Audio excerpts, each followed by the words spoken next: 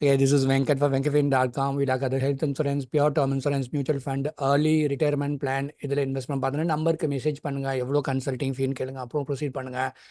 Thank you so much Tamil Nadu for understanding that. Retirement பிளானிங்கை பற்றி நிறைய பேர் ஆழமாக யோசிக்கிறதே இல்லைங்க. கொஞ்சம் இந்த ஃபயருங்கிற கான்செப்ட்லேருந்து ஐடி செக்டாரில் ஒர்க் பண்ணுறவங்க கொஞ்சம் அதில் அவேர்னஸ் இருக்கிறவங்க கொஞ்சம் அதில் கொஞ்சம் ஈடுபாடோடு இருக்கிறாங்க.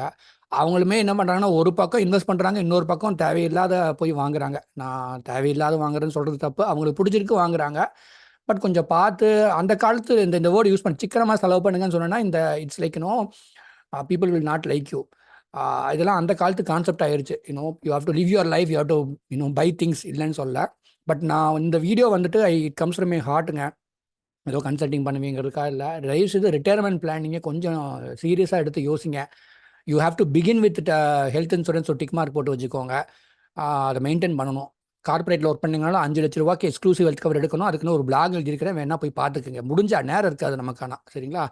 இன்னொன்று, டேர்ம் இன்சூரன்ஸ் தயவு செய்து 85 வரைக்கும் எடுங்க. அது என்னத்தை தான் நான் கோவப்படல உங்கள்கிட்ட. ஒரு பட்ஜெட்டில் இருக்கீங்கன்னா ஓகே, 70 வரைக்கும் எடுக்கலாம், 65 வரைக்கும் எடுக்கலாம், 85 வரைக்கும் எடுங்க. கான்செப்டை சிம்பிளாக சொல்கிறேன். டேர்ம் இன்சூரன்ஸ் 85 வரைக்கும் எடுக்கும் போது நமக்கு 70 வயசுலேயோ 65 வயசுலேயோ ஒரு மேஜர் ஆப்ரேஷன் பண்ணுறாங்க. அதுக்கு பையனோ பொண்ணோ 30 லட்ச ரூபா செலவு பண்ணுறான். சம்திங் தே ஆர் ஸ்பெண்டிங்னு வச்சுக்கோங்களேன்.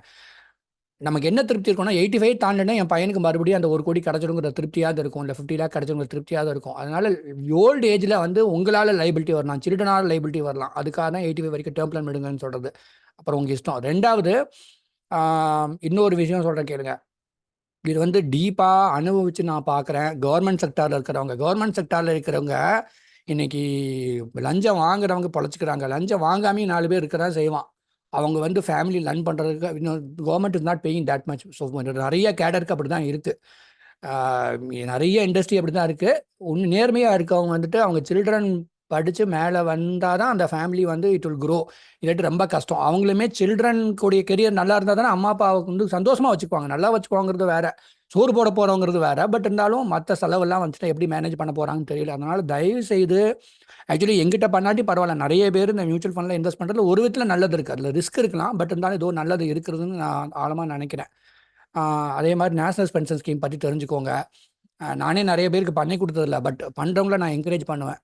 அதே மாதிரி அட்லீஸ்ட் ஒரு இஎல்எஸ்எஸ் மியூச்சுவல் ஃபண்டில் இன்வெஸ்ட் பண்ணலாம். நீ அதை தொடாமல் இருக்கணும். இஎல்எஸ்எஸ் மியூச்சுவல் ஃபண்ட்னா உங்களுக்கு இது கிடைக்கும். ஏன்னா it's subject to risk anyway again, but 3 year lock ஆகும். But you will get tax benefit ஏடிசியில்.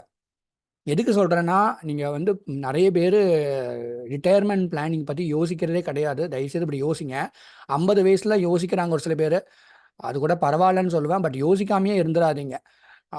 நிறைய ஸ்டோரிஸ் நான் கேட்பேன், நிறைய கதை கேட்பேன், ப்ராக்டிக்கலாக நடக்கிறது கேட்பேன். கவர்மெண்ட் ஒருத்தங்க ரிட்டையர்ட் ஆகிட்டாங்கன்னா கவர்மெண்ட் செக்டரில் உங்களுக்கு வர பெனிஃபிட்ஸ் அவ்வளோ சீக்கிரமாக கிடைக்க மாட்டேங்குது. கவர்மெண்ட் நல்லா இருந்தால் தானே கிடைக்கும். நீங்கள் பெனிஃபிட் கிடைக்கும்னு நினைப்பீங்க. நீங்கள் ரிட்டையர் ஆகும்போது அந்த கவர்மெண்ட் நல்லா இருக்கணும், நல்ல நாட்டு எக்கானமி நல்லா இருக்கணும். அப்போவுமே கவர்மெண்ட் உங்களுக்கு அந்த டைம் ஆட்சியில் இருக்கவங்க உங்களுக்கு செய்யணும்னு நினைக்கணும். இல்லாட்டி ரிட்டையர்மெண்ட் ஆனவங்களை ஹூ கேர்ஸ், கரெக்டாக இல்லையா? அதனால பி வெரி வெரி கேர்ஃபுல். அதே மாதிரி ஐடி செக்டார், கார்பரேட் இண்டஸ்ட்ரியில் ஒர்க் பண்ணுறவங்களும் இப்போ நல்லா ஏர்ன் பண்ணுறோன்னு சொல்லிட்டு try to have a watch on what you are buying and also how much you are investing. அதை லாங் டேர்மில் பார்த்து பண்ணணும். அந்த மாதிரி பண்ணுங்கள். எனிவே இது கன்சல்டிங் பண்ணுங்கிறதுக்காக வீடியோவில் நான் நிறைய விஷயம் ஓப்பனாக சொல்ல முடியாது. எனக்கு எந்தெந்த மாதிரி கதைகள் வருது, ஒவ்வொரு கவர்மெண்ட் செக்டாரில் பென்ஷனர்ஸ் எவ்வளோ கஷ்டப்படுறாங்க அப்படிங்கிறதெல்லாம் என்னால் ஓப்பனாக சொல்ல முடியாது. எல்லா அதை பற்றியும் நான் கேட்டுட்டு நான் வெளிப்படையாக பேசும்போது ஒரு சில விஷயத்தை தான் எங்களால் எக்ஸ்பிரஸ் பண்ணிக்க முடியுது. ஸோ அதுக்காக தான் நான் சொல்கிறேன், தயவுசெய்து கொஞ்சம் உங்கள் ஃப்யூச்சருக்குன்னு இன்வெஸ்ட் பண்ணுங்கள். ரொம்ப கம்மியாக ஆன் பண்ணுறவங்க எதுவுமே பண்ண முடியாது. பேச்செக் டு பேச்செக்னு சொல்லுவாங்க யூஎஸில். இல்லைனோ இந்த மாதம் சம்பளம் வாங்கி செலவு பண்ணுறோம், அவ்வளோதான். பட் ஒரு சில பேரால் பண்ண முடியுங்கிறவங்க பண்ணுங்கள். உங்களோட ரிட்டையர்மெண்ட் பிளானிங்கில் என்ன சேர்த்துக்கணும்னு நினச்சிங்கன்னா மெசேஜ் பண்ணுங்கள், கன்சல்டிங் பண்ணுங்கள், இல்லாட்டி நீங்களாக பண்ணுங்கள். Thank you so much. நல்லா இருங்க. Good luck to you.